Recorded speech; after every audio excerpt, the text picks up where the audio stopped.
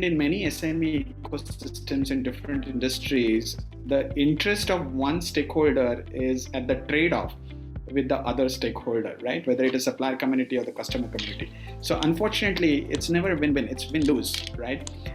And that makes it harder because, based on the theory of constraints, as you know, if the bottleneck is shifted, that doesn't mean the entire ecosystem will sort of improve. It just means that one part will improve, the other won't. But in business, there is an interdependency. So I think that's something that I would love to understand from you. What is your feeling? I mean, can you give some examples when you feel that the interests are aligned, everybody is working towards the same mission of growth in different parts of the ecosystem? And some industries, probably it is not so. What is your take on that? I think that's a very, very important point. And I think when we are looking at this question, we probably need to look at different stakeholders. If we just pick up on, first and foremost, SME versus startup, right? That's, I think, one of the focus areas. And I work very closely with both of these, and I understand the challenges and the advantages they both have at times. While startup ecosystem is actually doing very well for India, I think we have seen a completely different landscape over the last few years. At the same time, I think startups many times do have that, I wouldn't call unfair, but they do have advantage when it comes to funding, right? There are a lot of, very smart individuals who are coming forward, venturing into newer areas, and the VC funding is relatively easily accessible to some of them. Sure. Now that gives them an advantage. I think they can actually push a lot of the marketing and sales, very aggressively without really worrying about the working capital. Wherein, there are a lot of SMEs who work in an unorganized sector. Now, they do not have the same, resources. They actually cannot afford to have a digital marketing solution or even a website. Many of them don't even have a website or an e-commerce solution to sell their products.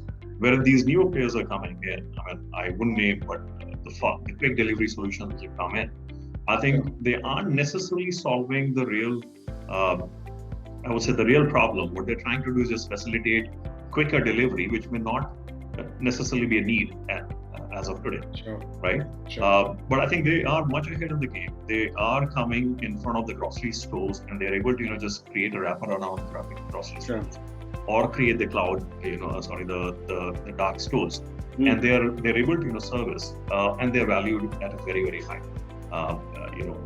valuation. Now, a grocery store can't really solve that problem. So I think we do have the startup SME thing, but I'm not saying startups are bad. I'm saying, they're great. It's just that, are they really having that unfair advantage which SME does not have? And which again brings me back to the access to capital, which SMEs don't necessarily have all the time. Secondly, if I look at government, right, I think I just talked about the GST or the GDS challenges.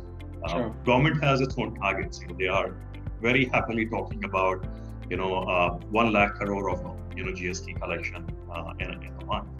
Now, if you look at it, I think though from one hand, it's that capital is required for the government to put it back in the businesses and infrastructure and growth of the country.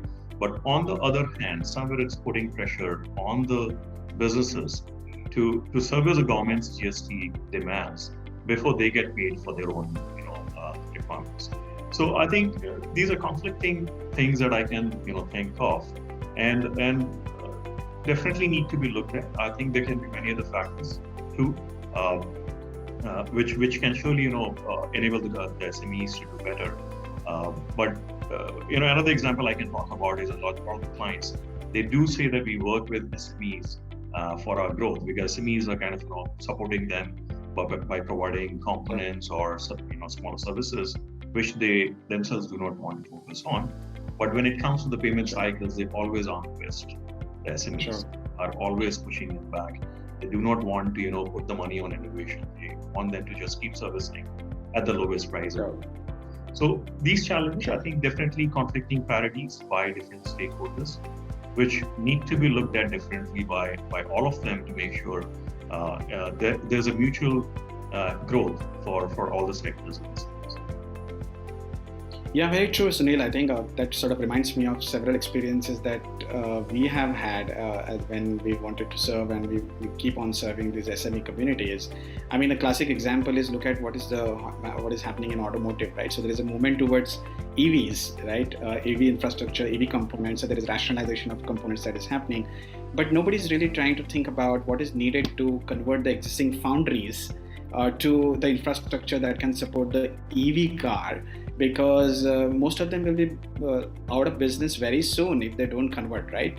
Now, the interest of the foundries and the interest of the EV, if you put them side by side, actually should be to develop the SME ecosystem that is vibrant, healthy, and something that can live longer.